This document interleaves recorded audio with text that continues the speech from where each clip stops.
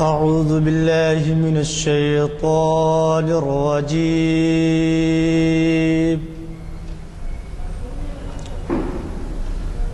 بسم الله الرحمن الرحيم.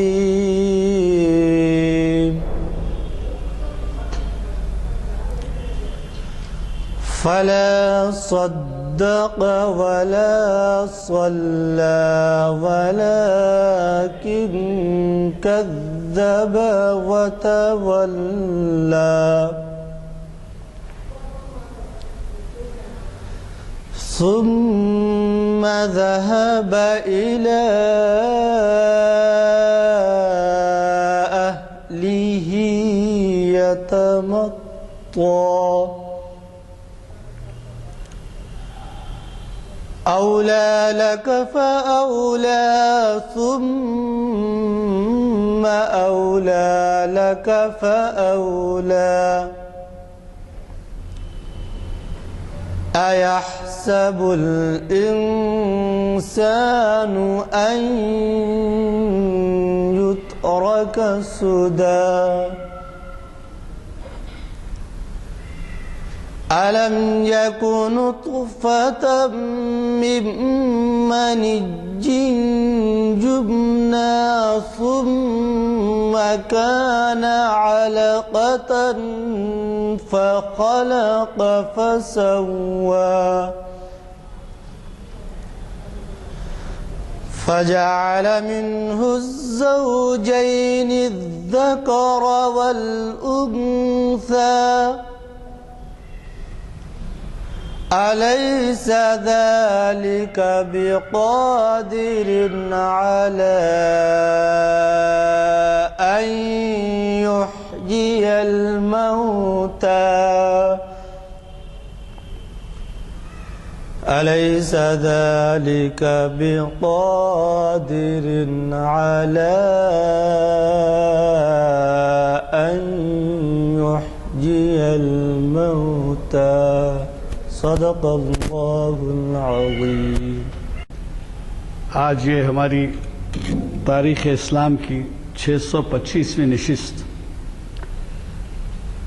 جامع مسجد عالیہ گن فاؤنڈری کے کانفرنس ہال میں بتاریخ 28 دسمبر 2013 عیسوی مطابق 24 صفر المظفر 1435 ہجری بروز ہفتہ بعد نماز عصر بعنوان غزوہ خیبر کا پس منظر منعقد ہو رہی ہے، اور اسے آج ہمیں اسلامک سٹڈیز کے ایک اسکالر اور مفتی محمد محمد ہلال اعظمی صاحب مخاطب فرما رہے ہیں.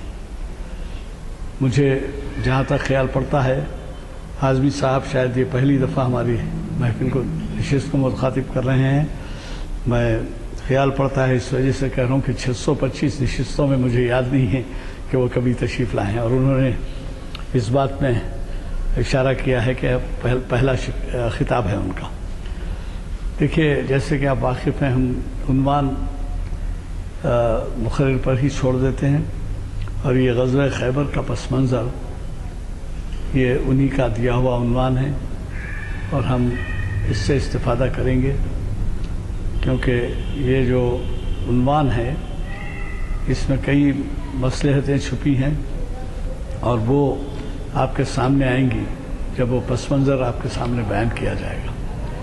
ہماری بدبختی ہے کہ جو کوئی بھی غزوے ہوئے ہیں، اب غزوے کی تعریف یہی ہوتی ہے کہ چھوٹی موٹی جنگیں، انگریزی میں بیٹل اور وار کا لفظ استعمال کیا جاتا ہے. بیٹل جو ہے چھوٹی ہے تو، اور وار کے معنی بہت بڑی.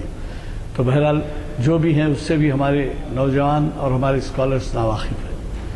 تو یہ ایسا عنوان ہے جس عنوان سے یقینی ہم کو بہت سی باتیں، حکمتیں اور اس کی اہمیت ہم پہ واضح ہوگی. میں اب زیادہ وقت آپ کا لیے بغیر صرف اتنا عرض کروں گا کہ پیر کے دن ایک بہت اہم خطاب ہے، اور وہ ہے سال نو کا جشن شریعت کی روشنی میں. یہ ہے 30 دسمبر کو، اور 31 دسمبر کو سال نو کا جشن منایا جاتا ہے، جبکہ چرچز کے گھنٹے بھی بجتے ہیں، رات بھر خصوصاً ایسے جہاں عیسائی بستے ہیں وہاں پر کافی گڑبڑ ہوتی ہے، لیکن اس میں سال نو میں صرف عیسائی حصہ نہیں لیتے بلکہ دیگر مذہب کے بچے بھی، بدقسمتی سے ہمارے بچے بھی سال نو میں اس قدر نمایاں رول ادا کرتے ہیں کہ ان کو کئی مرتبہ سمجھانا پڑتا ہے، محافل میں بولنا پڑتا ہے، وعظوں میں بیان کرتے ہیں کہ اس کی کوئی اہمیت نہیں ہے اور اس سے کس قدر نقصانات ہو رہے ہیں، یہ سب بتاتے ہیں۔ تو یہ آپ کے جانے مانے اسکالر جنہوں نے یہاں کئی خطاب، شاید 150 خطاب ہو گئے ہوں گے، ان کے پروفیسر سید راشد نسیم ندوی صاحب جو پریسیڈنٹ کے ایوارڈ یافتہ ہیں، آل انڈیا ایوارڈ یافتہ ہیں، وہ مخاطب کر رہے ہیں شریعت انفارمیشن سروس کی 519ویں نشست کو پرسوں یعنی 30 دسمبر۔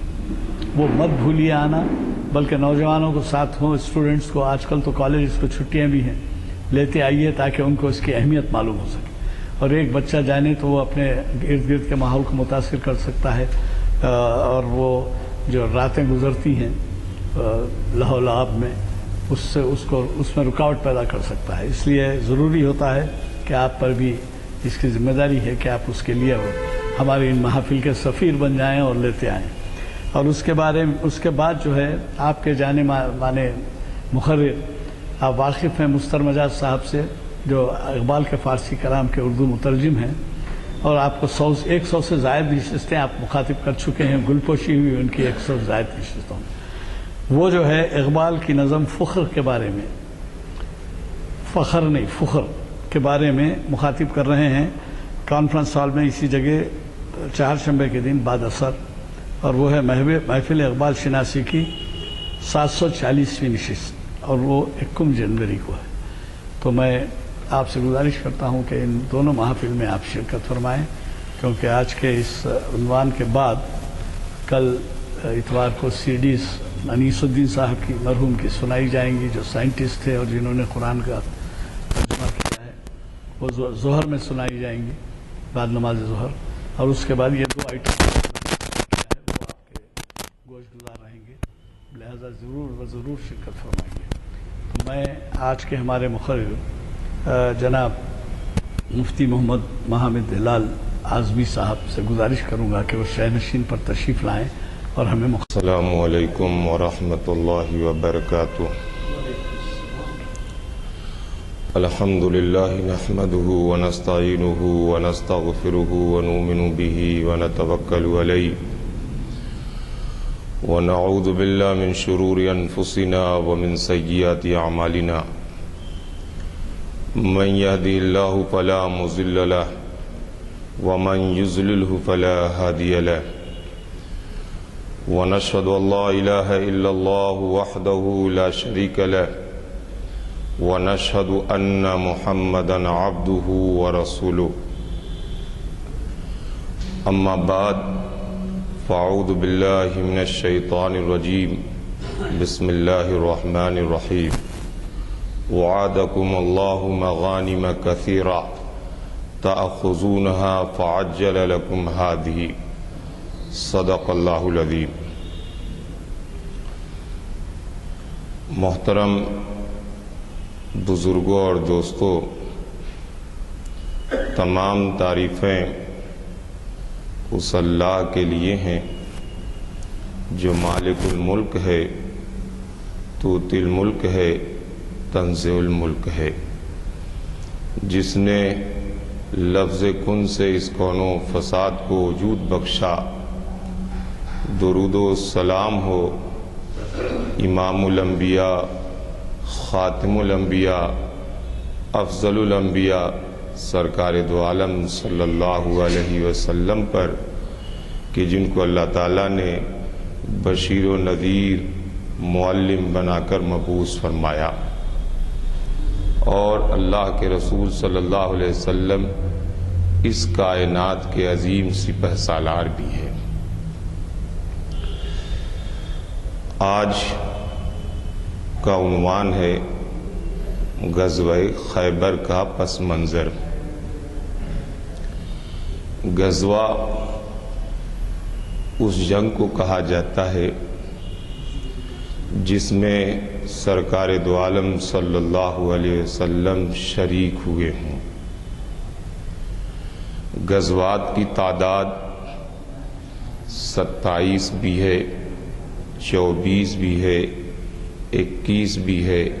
امام بخاری رحمۃ اللہ علیہ نے 19 کا بھی تذکرہ کیا ہے۔ بعض لوگوں نے اور بھی کم تعداد اور زیادہ بھی تعداد لکھی ہے۔ خیبر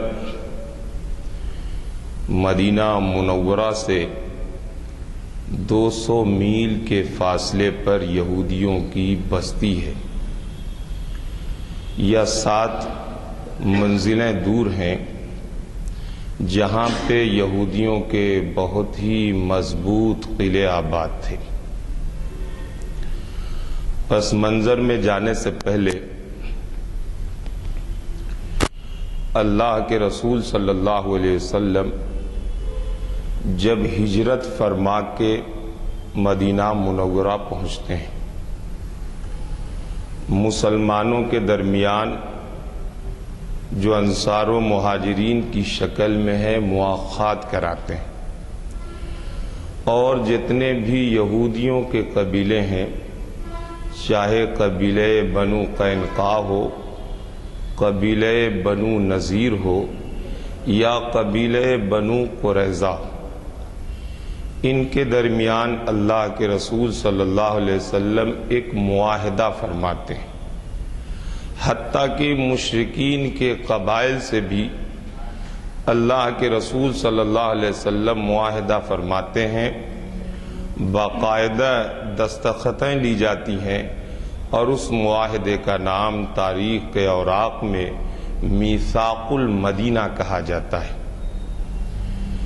اس طریقے سے جو اللہ کے رسول صلی اللہ علیہ وسلم نے معاہدہ کیا، معاہدہ کیا تھا کہ آپ کے ساتھ ہر دکھ درد میں ہم مدد کریں گے۔ اگر آپ کے اوپر کوئی لڑائی چھیڑے گا یا آپ کو پریشان کرے گا تو ہم آپ کی مدد کریں گے، اور ہمیں اگر کوئی تکلیف ہوگی تو آپ لوگ ہمارا ساتھ دیں گے، ہم لوگ مل جل کر زندگی گزاریں گے، کوئی ایک دوسرے کو پریشان نہیں کرے گا۔ یہ جو ہے معاہدہ تھا، اور یہی تقریباً معاہدہ ہندوستان میں بھی ہے کہ ہر ہندو مسلمان سکھ عیسائی ایک دوسرے کے ساتھ مل جل کر رہیں، ایک دوسرے کے حقوق کو ادا کرتے رہیں۔ چنانچہ اللہ کے رسول صلی اللہ علیہ وسلم نے یہ معاہدہ فرما لیا، لیکن ہوا کیا کہ ادھر سے کفار مکہ رسول اللہ صلی اللہ علیہ وسلم کو پریشان کرنے کے لیے تلے ہوئے تھے۔ غزوہ بدر کا مارکا پیش آیا، مگر یہودیوں کا دل انہی کی طرف تھا۔ غزوہ احد میں کا بھی جب مارکا پیش آیا تو اس وقت بھی یہودیوں کا دل انہی کی طرف تھا۔ غزوہ خندق میں تو انہوں نے 2-4 قدم آگے بڑھ کے معاملہ کیا، اور باقاعدہ کفاروں کی ان لوگوں نے مدد کی غزوہ خندق اور غزوہ احزاب میں۔ اللہ کے رسول صلی اللہ علیہ وسلم کو یہ ساری باتیں معلوم ہوتی رہیں، مگر اللہ کے رسول صلی اللہ علیہ وسلم نے ان کو نظر انداز کیا کہ کسی طریقے سے معاملہ نہ بگڑے۔ اللہ کے رسول صلی اللہ علیہ وسلم ان کو نظر انداز کرتے رہے، اور شاطرانہ چالیں چلتے رہے، عیارانہ اور مکارانہ ہیلوں کو انہوں نے ایک اختیار کیا، مگر اللہ کے رسول صلی اللہ علیہ وسلم نظر انداز کرتے رہے۔ مجبوراً ایسا بھی ہونا پڑا کہ قبیلہ بنو قینقاع، قبیلہ بنو قریظہ اور قبیلہ بنو نذیر کو جلا وطن ہونا پڑا۔ اللہ کے رسول صلی اللہ علیہ وسلم نے یہ فرما دیا کہ اب آپ لوگوں کو مدینہ میں رہنے کی کوئی گنجائش نہیں ہے، اب آپ لوگ یہاں سے نکل جائیے۔ چنانچہ وہ لوگ نکل گئے، اور قبیلہ بنو نذیر یہ سب کے سب خیبر میں جا کر قیام کر لیے۔ یہ معاملہ ان کا وہاں تک پہنچا۔ ادھر اللہ کے رسول صلی اللہ علیہ وسلم کو اللہ تعالیٰ نے خواب میں دکھلایا عمرہ کرنے کے لیے۔ اللہ کے رسول صلی اللہ علیہ وسلم 1400 اصحاب کو لے کر عمرہ کرنے کے لیے روانہ ہوئے۔ اللہ کے رسول صلی اللہ علیہ وسلم جب مدینہ سے نکل رہے تھے تو اس وقت ان یہودیوں کو یا منافقین جو تھے، بظاہر مسلمان تھے، منافقین جو تھے، ان سے بھی کہا کہ آپ لوگ بھی ہمارے ساتھ چلیں، مگر منافقین تیار نہیں ہوئے۔ ان کو یہ ڈر تھا کہ یہاں پہ ہم جائیں گے تو ہمیں مال غنیمت کوئی ہاتھ نہیں آئے گا، ہو سکتا ہے کہ مارکا دشوار ہو جائے، ہو سکتا ہے کہ سارے صحابہ کو قتل کر دیا جائے، سارے صحابہ کو شہید کر دیا جائے، لہٰذا ہم نہیں جائیں گے۔ وہ لوگ بیٹھے رہے، لیکن جو خالص پکے اور سچے مسلمان تھے وہ لوگ اللہ کے رسول صلی اللہ علیہ وسلم کے ساتھ نکل گئے۔ اللہ کے رسول صلی اللہ علیہ وسلم جب حدیبیہ کے مقام پر پہنچے، وہاں پہ کفاروں کے درمیان کچھ جو ہے معاملہ ہوا، معاہدہ ہوا، صلح ہو گئی۔ جب صلح ہو گئی، اللہ کے رسول صلی اللہ علیہ وسلم جب واپس ہو رہے ہیں تو اللہ تعالیٰ نے اس سورہ فتح کا نزول فرمایا۔ سورہ فتح میں اللہ تعالیٰ نے ایک آیت نازل فرمائی، وعدکم اللہ مغانم کثیرہ تاخذونہا فعجل لکم ہادی۔ اللہ تعالیٰ نے اس میں وعدہ فرمایا کہ اب آپ لوگوں کو بہت ساری غنیمتیں ہاتھ آنے والی ہیں اور وہ جلدی ملنے والی ہیں اور بالکل وہ قریب ملنے والی ہیں۔ اللہ تعالیٰ نے اس آیت میں خیبر کی فتح کی طرف سارے مفسرین کرام اس بات کے اوپر متفق ہیں کہ اللہ کے رسول صلی اللہ علیہ وسلم کو اللہ تعالیٰ نے اس آیت میں خیبر کے فتح کی طرف اشارہ فرمایا کہ عنقریب جو ہے غزوہ خیبر ہونے والا ہے، اور اس غزوہ خیبر میں مسلمانوں کو فتح ملے گی جس میں مسلمان خوشحال ہو جائیں گے، مال غنیمت سے اللہ تعالیٰ مالا مال فرما دیں گے۔ اور اسی سورہ فتح میں اللہ تعالیٰ نے مکہ کے بھی فتح ہونے کی خبر دی۔ یہاں پہ ایک بڑی اہم بات ہے کہ جب کبھی کہیں پہ صلح ہوتی ہے تو اللہ تعالیٰ اس کی برکت کا نزول فرماتے ہیں۔ قرآن کی آیت خود ہے وَالصُّلْحُ خَيْرٌ، صلح بہت بہتر چیز ہے۔ عام طور پہ حالات کے اندر ہر مسلمان کو چاہیے کہ وہ صلح کے معاملے کو برقرار رکھیں، آپس میں صلح کرنے کی کوشش کریں۔ اللہ تعالیٰ نے یہاں پہ اس صلح کی برکت سے اللہ تعالیٰ نے دو خوشخبریاں عطا فرمائی۔ پہلی خوشخبری اللہ تعالیٰ نے غزوہ خیبر کی عطا فرمائی کہ جو عنقریب ملنے والی ہے، اور دوسری خوشخبری اللہ تعالیٰ نے فتح مکہ کی عطا فرمائی کہ جو کچھ دنوں کے بعد ملنے والی ہے۔ تو یہ صلح کی برکت۔ اب اللہ کے رسول صلی اللہ علیہ وسلم واپس ہو رہے، اسی درمیان خبر ملتی ہے، اور بعض لوگوں نے لکھا کہ اس سے پہلے بھی خبر ملتی۔ خبر کیا ملتی ہے کہ خیبر کے لوگ قبیلہ بنو غطفان سے مل کر، جو قریب میں ہی بستی تھی، ان دونوں سے مل کر ان لوگوں نے ارادہ کر لیا ہے کہ مدینہ پر حملہ کر دیں گے، اور حملہ کرنے کے بعد مسلمانوں کو نیست و نابود کر دیں گے۔ مدینہ کی جو نخلستان کی پیداوار ہے، جو کھجوروں کے باغات ہیں، ان کو ہم دونوں آپس میں بانٹ لیں گے۔ خیبر کے لوگ آدھا لیں گے، قبیلہ بنو غطفان کے لوگ آدھا لیں گے۔ خیبر بھی ایک بڑی طاقت ہے، قبیلہ بنو غطفان بھی ایک بڑی طاقت ہے۔ یہ دونوں طاقتیں جب مل کر یہ الغار کریں گی، مدینہ کے اوپر حملہ کریں گی، تو مدینہ والے پس پڑ جائیں گے، اور ہم لوگ آپس میں مدینہ کی پیداوار کی بٹوارہ کر لیں گے، تقسیم کر لیں گے۔ ان لوگوں نے یہ پلان بنایا، یہ پروگرام بنایا۔ اللہ کے رسول صلی اللہ علیہ وسلم کو اس کی اطلاع ملی۔ یہاں پہ یہ یاد رکھنے کے قابل ہے کہ اللہ کے رسول صلی اللہ علیہ وسلم اس وقت جو ہے ایک دشمن کے اوپر یا عام لوگوں کے اوپر ایک نظر رکھے ہوئے تھے۔ آج ساری دنیا کے مسلمانوں کو پیغام ملتا ہے کہ دنیا کے مسلمان سارے لوگوں کے اوپر نظر رکھیں۔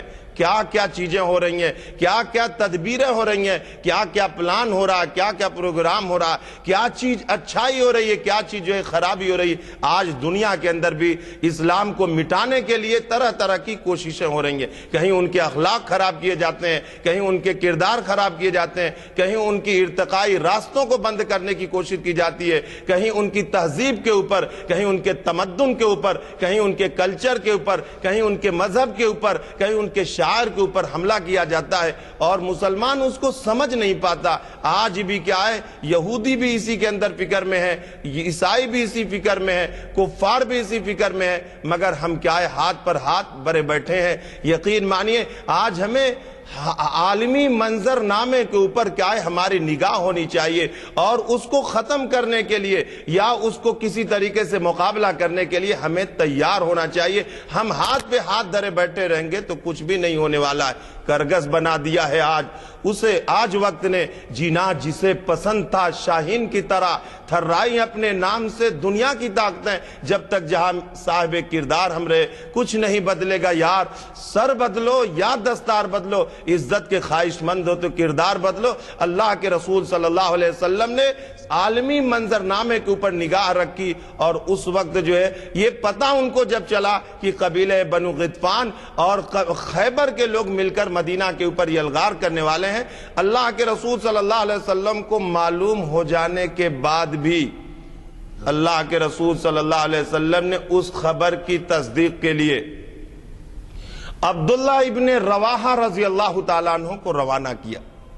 عبداللہ ابن رواحہ رضی اللہ تعالیٰ عنہ سے فرمایا کہ آپ جائیے خیبر۔ عبداللہ ابن رواحہ رضی اللہ تعالیٰ عنہ اپنے چند ساتھیوں کو لے کر خیبر پہنچتے ہیں، اور اللہ تعالیٰ کی قدرت دیکھیے کہ عبداللہ ابن رواحہ رضی اللہ تعالیٰ عنہ اس انداز سے پہنچے کہ ان مجلسوں میں شریک ہو گئے کہ جو بڑے رئیسوں کی مجلسیں، بڑے سرمایہ داروں کی مجلسیں یا سرداروں کی مجلسیں ہوا کرتی تھیں، اس میں بیٹھ گئے۔ اس وقت کا جو سردار تھا اسیر ابن رازم تھا۔ عبداللہ ابن رواحہ رضی اللہ تعالیٰ عنہ اسیر ابن رازم کی اس نجی مجلس میں پہنچے جس میں اس نے کیا ہے معاہدہ کیا تھا قبیلہ بنو غطفان سے، اور جس کے بارے میں اس نے ارادہ کر لیا تھا کہ ہم کیا ہے مٹا کے رہیں گے۔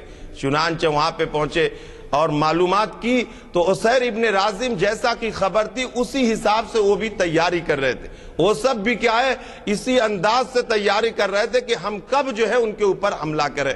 بہرحال عبداللہ ابن رواحہ رضی اللہ تعالیٰ عنہ خبر کی تصدیق کرنے کے لیے پہنچے تھے۔ جو خبر رسول اللہ صلی اللہ علیہ وسلم کو ملی تھی بالکل برحق خبر تھی، بالکل کیا ہے صحیح خبر تھی۔ چنانچہ عبداللہ ابن رواحہ رضی اللہ تعالیٰ عنہ نے آ کر بتلایا کہ یہودیوں کے ارادے ناپاک ہیں، یہودیوں کی سازشیں بڑی آگے بڑھ چکی ہیں۔ اے محمد صلی اللہ علیہ وسلم، وہ لوگ ہمیں کیا ہے مٹانے کے در پہ ہیں، ہمیں کیا ہے کچھ کرنا چاہیے۔ یہ دیکھ لیجئے اللہ کے رسول صلی اللہ علیہ وسلم کی اس زندگی میں بھی بہت بڑا پیغام ملتا ہے کہ اے مسلمانوں، کوئی سنی سنائی خبروں کے اوپر یقین مت کرو جب تک کہ اس کی تحقیق نہ کر لیا کرو۔ قرآن کی آیت میں بھی ہے یا ایھا الذین آمنوا ان جاءکم فاسق یا ایھا الذین آمنوا، اے ایمان والو کہ اگر تمہارے پاس کوئی جو ہے فاسق خبر لائے تو اس کی جو ہے پہلے جانچ پڑتال کر لیا کرو، اس کی کیا تصدیق کر لیا کرو، تب جا کے اقدام کرنا۔ چنانچہ اللہ کے رسول صلی اللہ علیہ وسلم کو جب یہ بات معلوم ہو چکی اور اس کی تصدیق بھی اللہ کے رسول صلی اللہ علیہ وسلم نے کرا لی، تو اب مدینہ 7 ہجری محرم الحرام میں اللہ کے رسول صلی اللہ علیہ وسلم نے صحابہ سے فرمایا کہ اب ہمیں کیا ہے خیبر کی طرف روانہ ہونا ہے۔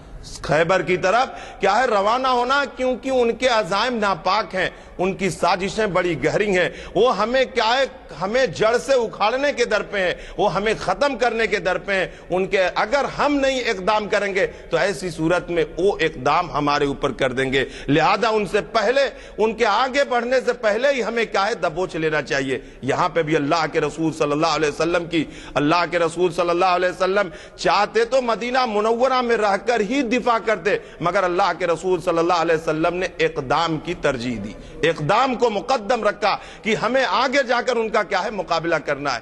آج ہم بھی کیا ہے ان کے جو ہے مارنے کی سوچ رہے۔ آج ہمارے پاس یہودیوں کی لابی موبائل کی شکل میں ہے، یہودیوں کی لابی انٹرنیٹ کی شکل میں ہے، یہودیوں کی لابی کمپیوٹر کی شکل میں، یہودیوں کی لابی ہمارے جو ہے ہر جز میں اور ہر تعلیم اور تجارت اور معیشت کے اندر داخل ہے۔ ہم سوچتے ہیں کہ جب ایک دم یلغار کر دیں گے تب ان کے اوپر حملہ کریں گے، نہیں، آج ہمیں کیا ہے، اسلامی تعلیمات کو ان تک پہنچانے کی ضرورت ہے، آج ہمیں ان کے روکنے کی ضرورت ہے، آج ہمیں ان کے پکڑنے کی ضرورت ہے، آج ہم ان کے اوپر کیا ہے، اقدام کرنے کی ضرورت ہے، ورنہ کیا ہے آج ہمیں پستی میں ڈال دیا جائے گا۔ ارتقاء کے جتنے بھی راستے ہیں ہمیں کیا ہے ہمارے اوپر بند کرنے کی کوشش کی جاتی ہے، اور یہ کہا جاتا ہے کہ ہم پسماندہ ہیں۔ پسماندگی سے نکلنے کے لیے مسلمانوں کو اقدام کرنے کی ضرورت ہے، اور اقدام کس چیز کا؟ اقدام اس بات کرنے کی ضرورت ہے کہ مسلمان اپنی اعلیٰ تعلیمات کو، قرآن و حدیث کے پیغام کو، اخلاق اور کردار کو ان تک پہنچائے، اور مسلمان ایسا ہوتا ہے، ایک مثال اور ایک نمونہ دیں۔ اللہ کے رسول صلی اللہ علیہ وسلم جو خیبر میں 7 ہجری محرم الحرام کو نکلنے کی تیاری کر رہے اور ارادہ کر لیا کہ سب کیا ہے نکلیں 1400، اور یہ بھی فرمایا کہ وہی لوگ جائیں گے خیبر میں، وہی لوگ جائیں گے جو بیعت رضوان میں شریک تھے، اس کے علاوہ کوئی کیا ہے نہیں جائے گا، اور وہی لوگ خیبر میں جائیں گے جو جہاد کے طالب ہیں، جو جہاد کے متمنی ہیں، جو اللہ کے رسول صلی اللہ علیہ وسلم کا دم بھرنے والے ہیں، ان کے علاوہ دوسرا کیا ہے کوئی نہیں جائے گا۔ کفار مکہ، مدینہ کے جو یہودی تھے، جو منافقین تھے، وہ لوگ چاہ رہے تھے کہ ہم چلے۔ قرآن نے اس کا اظہار بھی کیا ہے، سَيَقُولُ الْمُخَلَّفُونَ إِذَا انطَلَقْتُمْ إِلَىٰ مَغَانِمَ لِتَأْخُذُوهَا ذَرُونَا نَتَّبِعُكُمْ۔ یہودیوں کی خصلت تھی کہ جہاں پہ ان کو نہ ملنے کا امکان ہے، جہاں پہ مقابلہ سخت ہے، جہاں پہ دشوار کن مرحلے ہیں، جہاں پہ ان کو مال ملنے کی امید نہیں ہے، وہاں پہ وہ جانے کے لیے تیار نہیں ہوا کرتے تھے، اور جہاں پہ ان کو مال ملنے کا اندیشہ ہے وہاں پہ وہ آگے بڑھنے کی کوشش کیا کرتے تھے۔ چنانچہ یہاں پہ ان کو پتہ چل چکا ہے کہ اللہ تعالیٰ نے قرآن میں آیت نازل فرما دی ہے کہ خیبر فتح ہوگا، بہت ساری غنیمتیں ہاتھ میں آئیں گی، اور بعض لوگوں نے یہ بھی لکھا ہے کہ عبداللہ ابن ابی جو منافق تھا، رئیس المنافقین، وہ جو ہے ساتھ بھی تھا، اور اندر خیبر تک بھی جو ہے ایک بات پہنچا رہا تھا کہ یہ لوگ مٹھی بھر ہیں، ان کے پاس ہتھیار بھی نہیں ہے، یہ کمزور ہیں، یہ جب جائیں گے تو تب تم لوگ کیا ہے پیس دینا، ان کو کیا ہے ختم کر دینا۔ بار جو ہے ادھر وہ بھی کہہ رہا تھا اور ادھر جانے کے لیے بھی تیار۔ یہ کیا ہے، جہاں پہ نفع کی امید ہے، جہاں پہ فائدے کی امید ہے، وہاں پہ جانے کی تیاری کرتے ہیں، اور جہاں پہ جو ہے ان کو معلوم ہو جاتا ہے کہ مقابلہ سخت ہوگا، یہاں پہ کچھ ملنے والا نہیں، وہاں پہ کیا ہے جانے کے لیے تیار نہیں ہوتے۔ آج اگر غور کریں گے تو آج ہم مسلمانوں کے اندر بھی یہ خصلت پائی جاتی ہے کہ ہم کیا ہے اپنے مفاد کے خاطر سب کچھ کیا ہے قربان کرنے کے لیے تیار ہیں، ہم اپنے مفاد کے خاطر سب کچھ کیا ہے قربان کرنے کے لیے تیار ہے۔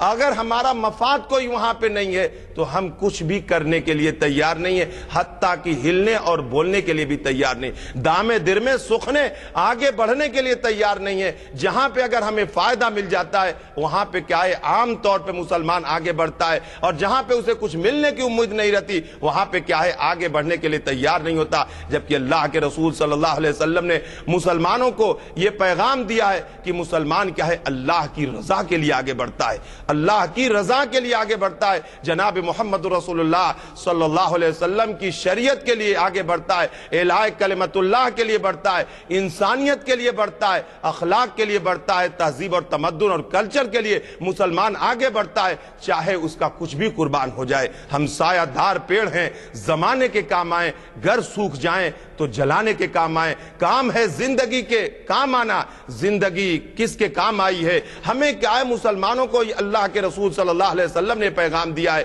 کہ ہمیں کیا ہے اپنے مفاد کو نہیں دیکھنا چاہیے، اللہ کی مرضی کو شامل حال رکھنا چاہیے۔ یہودیوں کا معاملہ کیا ہے کہ وہ اپنے مفاد کو مقدم رکھتے ہیں، اور جہاں پہ ان کو پریشانی یا کچھ مجبوری نظر آتی ہے، یا جہاں پہ ان کو ہلاکت کا اندیشہ ہے، جہاں پہ ان کو نقصان نظر آتا ہے، وہ کیا ہے پیچھے ہو جاتے ہیں۔ اور یہ بھی یہودیوں کی خصلت ہے کہ لوگوں کی معذوریوں اور مجبوریوں سے فائدہ اٹھاتے ہیں، لوگوں کی معذوریوں اور مجبوریوں سے فائدہ اٹھاتے ہیں۔ اگر عام طور پہ دیکھا جائے تو آج معاشرے کے اندر بھی یہ نظر آتا ہے، عام طور پہ یہ دیکھا جائے معاشرے میں بھی یہ چیزیں نظر آتی ہیں. اس کو کیا ہے, ہم مسلمانوں سے دور ہونا چاہیے. مسلمانوں کی زندگی ساری جو ہے انسانیت کے لیے ایک نمونہ ہونا چاہیے کہ ہم معذوروں کے بھی کام آئیں, ہم مجبوروں کی مدد کریں, ہم وہ کام کریں جس میں اللہ اور اللہ کے رسول صلی اللہ علیہ وسلم راضی ہوں. بہرحال 1400 اصحاب کو لے کر بعض روایتوں سے یہ پتہ چلتا ہے کہ 1600 اصحاب کو لے کر اللہ کے رسول صلی اللہ علیہ وسلم مدینہ منورہ سے نکلتے ہیں. اللہ کے رسول صلی اللہ علیہ وسلم جب خیبر کے قریب پہنچتے ہیں, راستے میں عبداللہ ابن اقوا رضی اللہ تعالیٰ عنہ خودی خوانی کرتے ہیں, اشعار پڑھتے ہیں, اور وہ اشعار پڑھنے کی ایسی ان کو مہارت تھی کہ اونٹ کے اندر گرمی آ جاتی ہے, اونٹ تیز چلنے لگتا ہے, اور صحابہ کے اندر جوش اور ولولہ بھر جاتا ہے, اور وہ لوگ اور آگے اچھی طریقے سے پیش قدمی کرنے کے لیے تیار ہو جاتے ہیں. اللہ کے رسول صلی اللہ علیہ وسلم نے جب ان کے ترنم کو سنا, اللہ کے رسول صلی اللہ علیہ وسلم نے جب ان کی آواز کو سنا, اللہ کے رسول صلی اللہ علیہ وسلم نے ان کے انداز کو سنا, تو اللہ کے رسول صلی اللہ علیہ وسلم نے ان کو دعائیں دی. یہاں پہ بھی دیکھ لیجئے کہ اللہ کے رسول صلی اللہ علیہ وسلم کی مدح میں یا اسلام کے لشکر کی مدح میں یا اعلاء کلمت اللہ کے لیے اگر کوئی آدمی شاعری کرتا ہے تو اس کو اسلام پسند کرتا ہے. اللہ کے رسول صلی اللہ علیہ وسلم نے پسند کیا. چنانچہ علامہ اقبال رحمت اللہ علیہ نے کیسے اسلام کی شان اور بقا کے لیے انہوں نے اشعار کہے, اور آج ان کے ایک ایک اشعار انسان کے قلب کے اوپر ایک روشنی عطا کرتے ہیں, ایک ایک شعر انسان کے ذہن و دماغ کو جھجوڑ کر رکھ دیتے ہیں. آج ہم مسلمانوں کے اندر ویسا کوئی شاعر نظر نہیں آتا کہ جو مسلمانوں کے عظمت رفتہ کی بحالی کے لیے, جو مسلمانوں کے کارناموں کی بحالی کے لیے, جو مسلمانوں کو اقدام کرنے کے لیے, جو مسلمانوں کی سوتی ہوئی قوموں کو اٹھانے کے لیے کوئی ایسا شاعر نظر نہیں آتا کہ جو اس طریقے کی طرف راغب ہو. آج لوگ غلط جو ہے طریقے میں شاعری کرتے ہیں یا صحیح طریقے میں شاعری کرنے کی کوشش نہیں کرتے, حالانکہ بہت ساری چیزیں ہیں اسلام کی بقا کے لیے, اسلام کی عظمت رفتہ کی بحالی کے لیے, اسلام کی شان و شوکت کے لیے, اسلام کی تعلیمات کے لیے, علم کی فضیلت کے لیے. ان سب چیزوں کے راستے میں بھی کیا ہے شاعری کی جا سکتی ہے,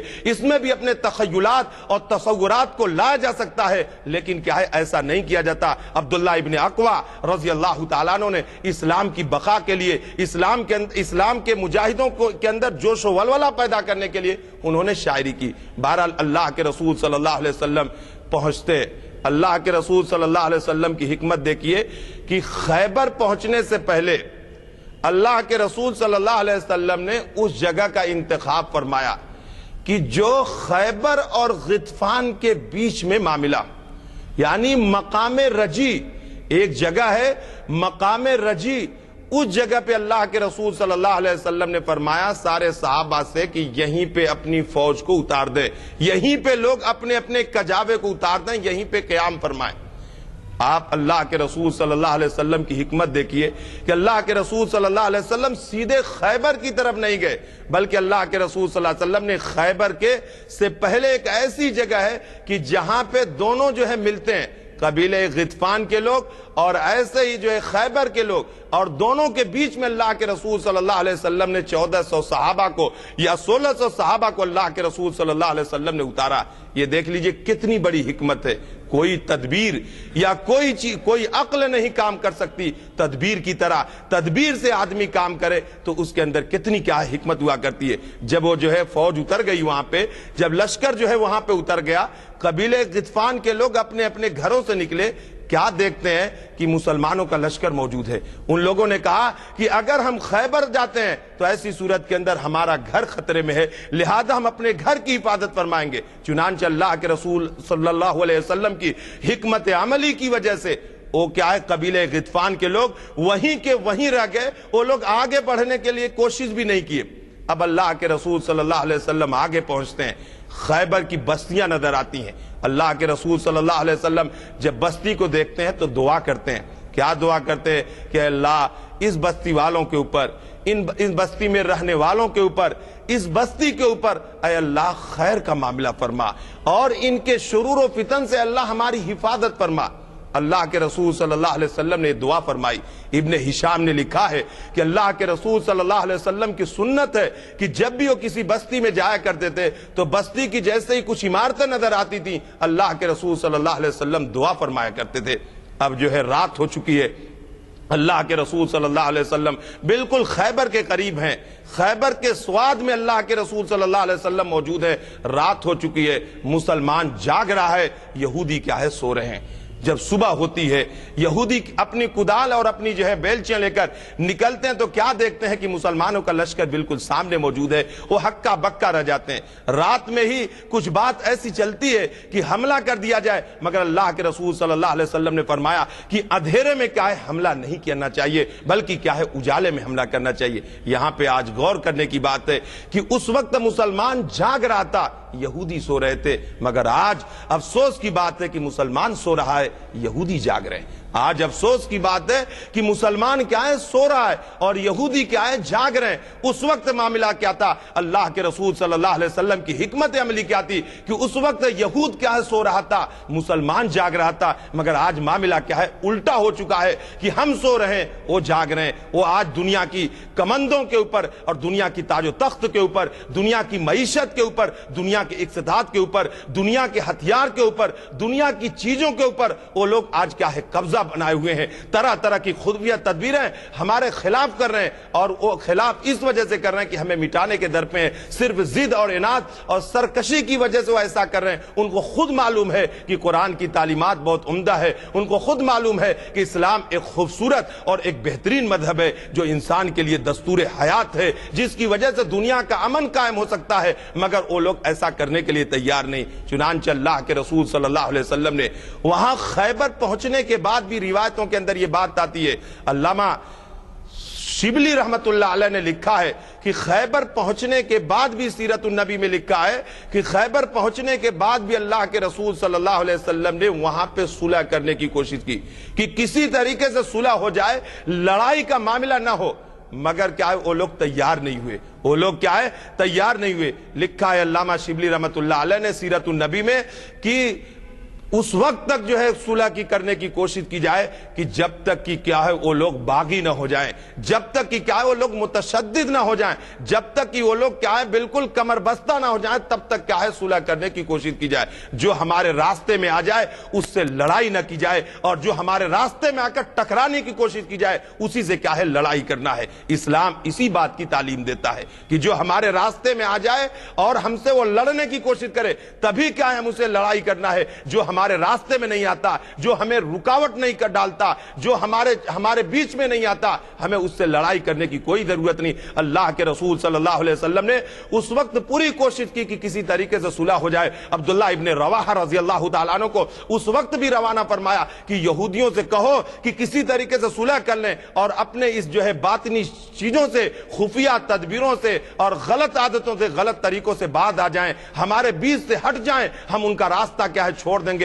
مگر وہ ماننے کے لیے تیار نہیں ہوئے. چنانچہ اللہ کے رسول صلی اللہ علیہ وسلم نے اس وقت جو ہے خیبر میں تقریباً بعض لوگوں نے لکھا ہے کہ 6 قلعے تھے, بعض لوگوں نے لکھا ہے کہ 7 قلعے تھے, بعض لوگوں نے لکھا ہے کہ 14 قلعے تھے. بہرحال اتنے قلعے تھے اور وہ مضبوط قلعے تھے. وہ کیا ہے مضبوط قلعے تھے اور ان کا گڑھ تھا. وہ لوگ خوشحال بھی تھے, زمیندار بھی تھے, ان کا معاملہ بڑا اونچا تھا دنیا کے حساب سے. وہ دنیا کے لوگوں کو کچھ سمجھتے نہیں تھے, مگر وہ کیا ہے ایک غرور اور گھمنڈ کے اندر تھے. جب آدمی غرور کرتا ہے تو اللہ تعالیٰ اس کو کیا ہے گرا دیتے ہیں. وہ شجر جو کی تکبر سے اکڑ جاتے ہیں, تیز چلتی ہے جب آدھی تو اکھڑ جاتے ہیں, تیز چلتی ہے جب آدھی تو اکھڑ جاتے ہیں. انہوں نے کیا ہے غرور دکھلایا, گھمنڈ دکھلایا, کسی بھی طریقے سے کیا ہے وہ تیار نہیں ہوئے.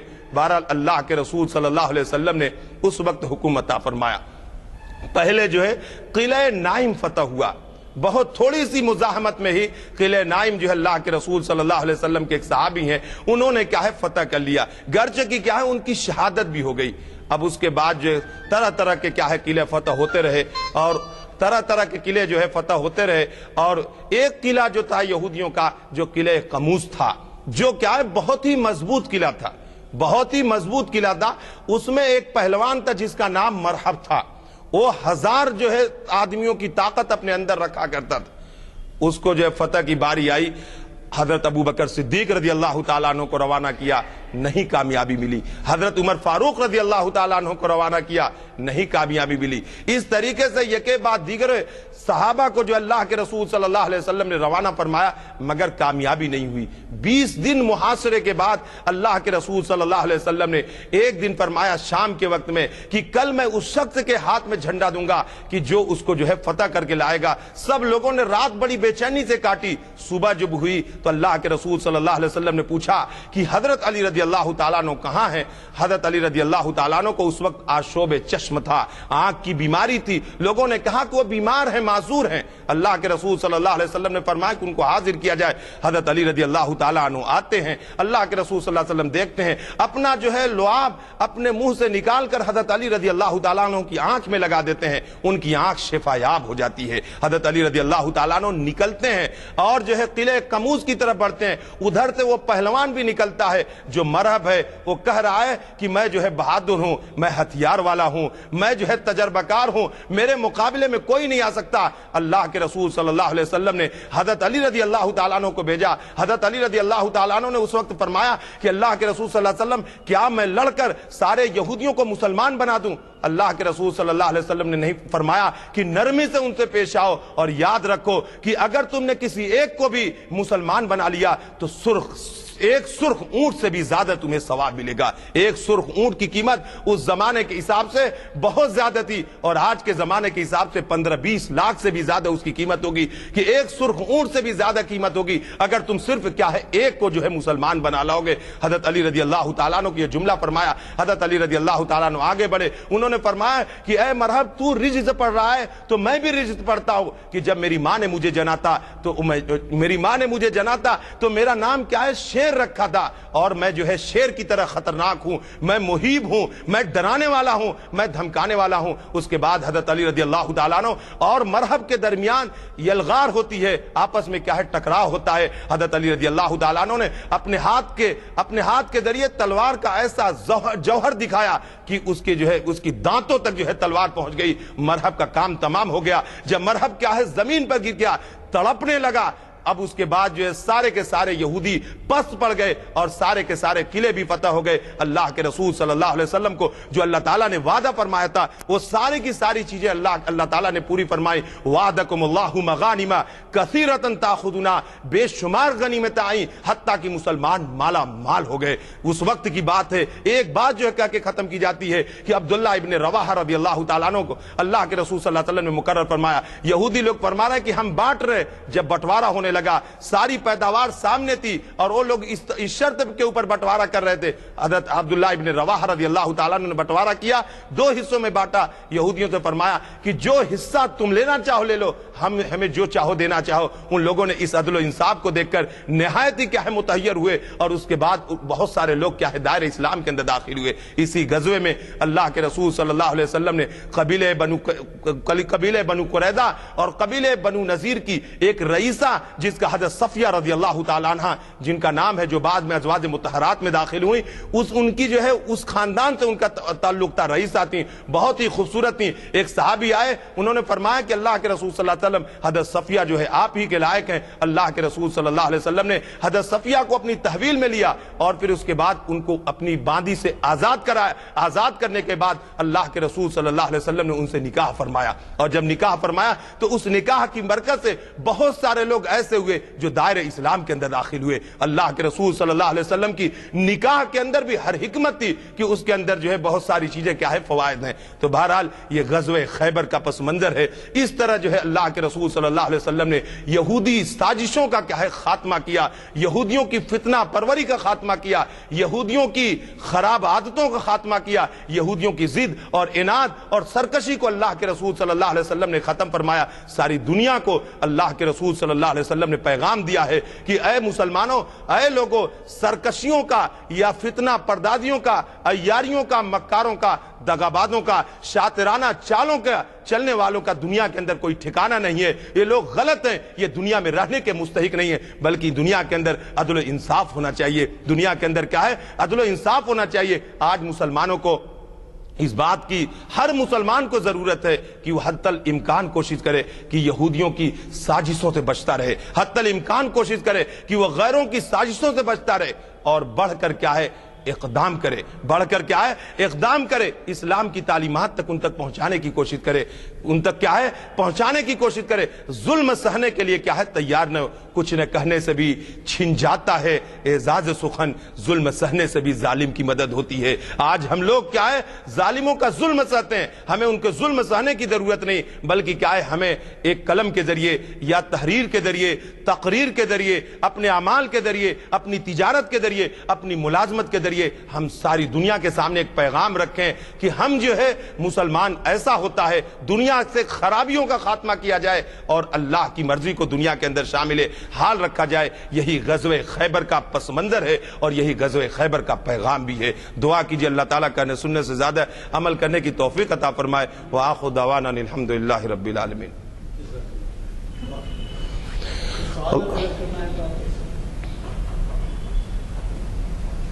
نہیں بات کی بات۔